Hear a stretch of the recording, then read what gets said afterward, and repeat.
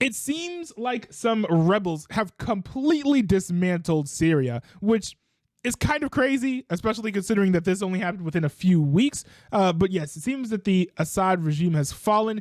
CNN recently ran a segment that I'll be reacting to here where they showed footage of the rebels actually taking over Syria. So let's check this out.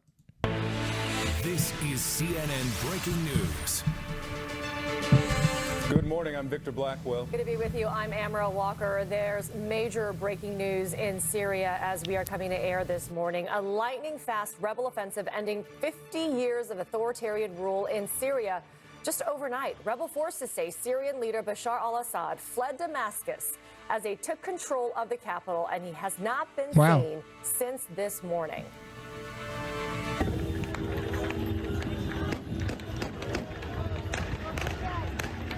Interesting.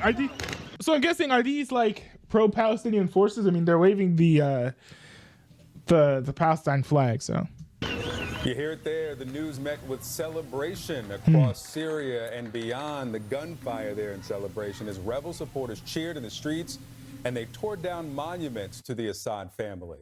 We have new video in this morning. It shows rebels escorting Syria's prime minister reportedly to a hotel to officially hand over government authority. Shortly before that, the prime minister released this message. He said he was ready to work with new leadership. We are ready to cooperate with any leadership the people choose, offering all possible support to ensure a smooth and systematic transition of government functions, preserving state facilities. Was the person on the other hand of the camera holding like an AK-47? Like I wonder if he was under any duress when he was giving the statement. The prime minister said this happened very quickly, with rebels sweeping through the country since launching the offensive last week. That's and they crazy. claimed to have 1 week. 1 week. That's insane. So how weak was the state of Syria that they were able to just get stomped on by a handful of rebels in a matter of 1 week? Captured 4 cities in a single day before reaching Damascus. And now the rebels are questioning Syrian military officers and others trying to find Bashar al-Assad. Even they made it here, you can see, inside his palace. We begin our team coverage with CNN chief international anchor Christiane Amanpour, who is live in Doha. Christiane, to you, with this rapid advance and overthrow, as we welcome in a new audience at the top of the hour, just set the context for us. What this means for the Syrian people, for the larger region, and, some of those questions that we'll have to wait to get answers to. Indeed, Victor. So the Turkish foreign minister has just finished a press conference in which he said, "We woke up this morning to a totally new Syria. The Assad regime has fallen. It's over." This wasn't just 50 years of dictatorial rule. It was one family rule that had a lock on Syria for the last 5 decades. And this all spiraled and started back in 2011, about 13 years ago, along with the Arab Spring, when the Syrians, young Syrians in the town of Deraa tried to, protest the Assad government. They weren't even calling him to be overthrown by that. And they just wanted democracy, freedom, the kind of things young people want. The Assad regime reacted very strongly and brutally, and that's what's launched this 13-year civil war. Now, I asked the foreign minister, where is Assad? Is he in the country? And this is what he said.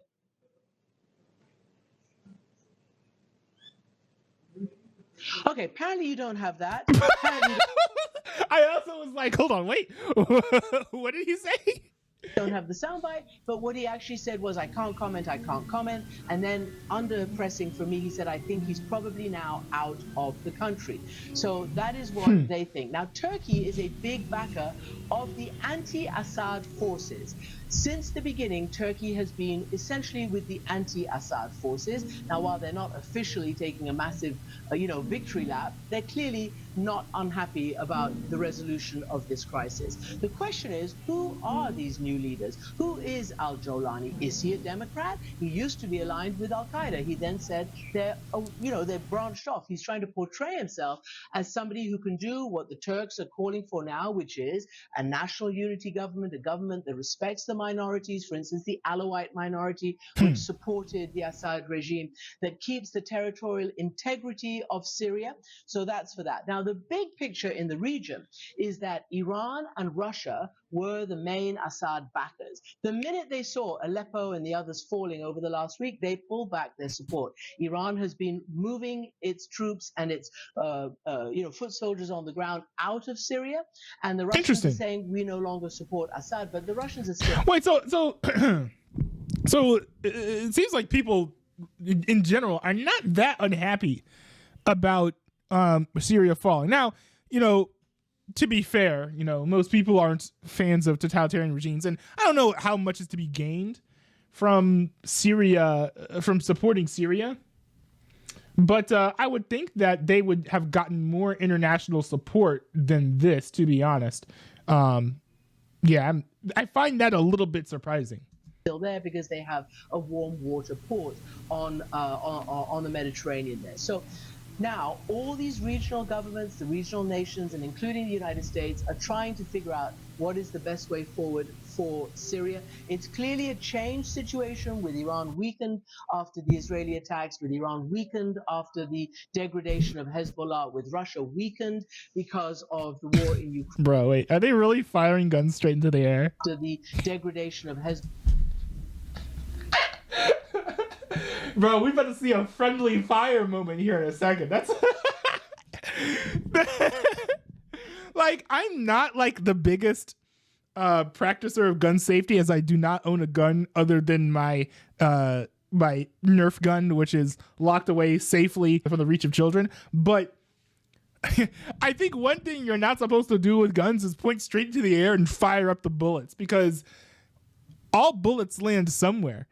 I don't know. Like they must feel really bad if, like, they find out like a few hours later that, like, I don't know, a bunch of civilians in the nearby city just died after a bunch of bullets just fell down and hit them in the head. Like, I mean, these are also very violent people. You would also think that they had learned their lesson. Like, I don't know, maybe this has happened at some point before, but they just enjoy doing this out of reckless abandon. I don't know. I feel like this is something you're very much not supposed to do. I think it's kind of ridiculous and slightly humorous. They're just shooting bullets into the air with no regard for where they'll land. Hezbollah, with Russia weakened because of the war in Ukraine, and none of these big backers who for 13 years had invested in Assad against the people of Syria, none of these backers are willing to go out on a limb for him. So it's a new day in Syria, and we're not sure how it's going to turn out, but we're certainly going to keep watching. Yeah, Victor? a lot of uncertainty, Christian. And if you can talk to us a little bit more about the opposition rebels led by this group HTS, Hayat Tahrir al-Sham.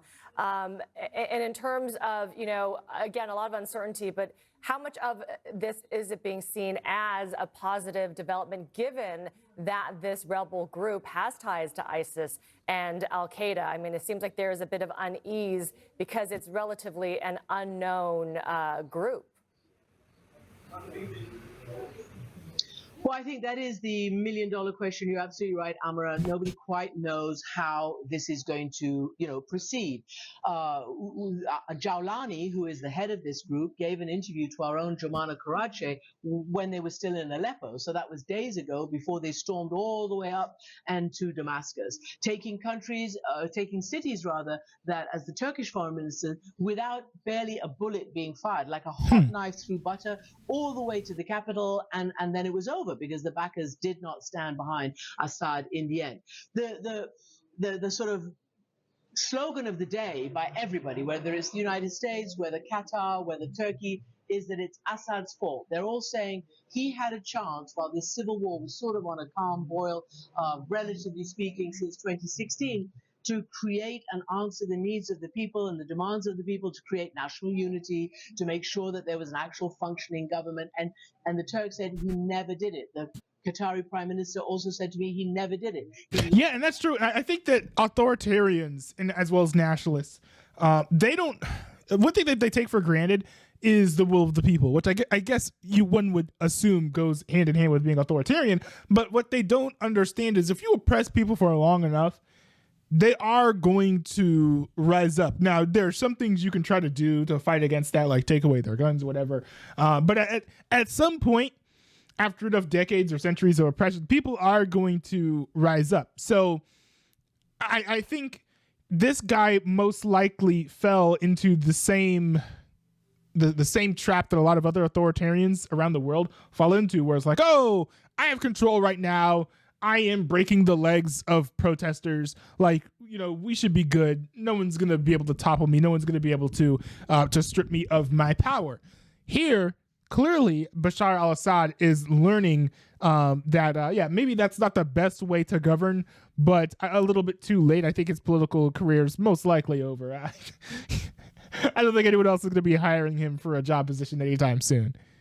Lost the opportunity to still be in charge of Syria, and that's been coming for several years. In terms of who this group is, I think the Turks probably know the groups the best. They're also saying that this is going to open up the possibility of all the Syrian refugees who've gone to Turkey, and their millions, who've gone to Jordan, who've gone to all sorts of places and been held in camps for the last many, many years. 13 years these Syrians have been held in these, camps. I mean, they're for their own sort of safety, but nonetheless, they can't move out, they can't work necessarily properly. Now, one thing that's interesting is, is this presupposing that there's going to be an era of peace in Syria here now that the Assad regime has been toppled? Because what happens sometimes with these sorts of regime changes is that everybody agrees, we should get rid of the authoritarian who's at the top.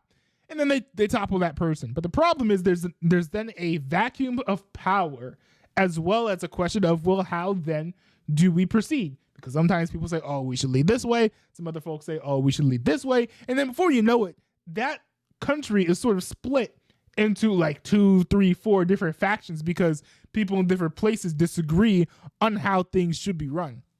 So I wasn't presuming her to be like, oh yeah, well, these people will just take over. They get along with the Turks or whatever. Like, that's not the type of analysis that I was expecting, because I'm interested in seeing, hey, is there going to be a lasting peace here? Is this a mere regime change, or is the entire nation about to fracture and splinter off? Could we be seeing the end of Syria as we know it, not just in the terms of political policy, but in terms of existence and geography? Seems like she's expecting some level of peace, and she's there, so I think that she probably knows what she's talking about, but that analysis surprises me somewhat.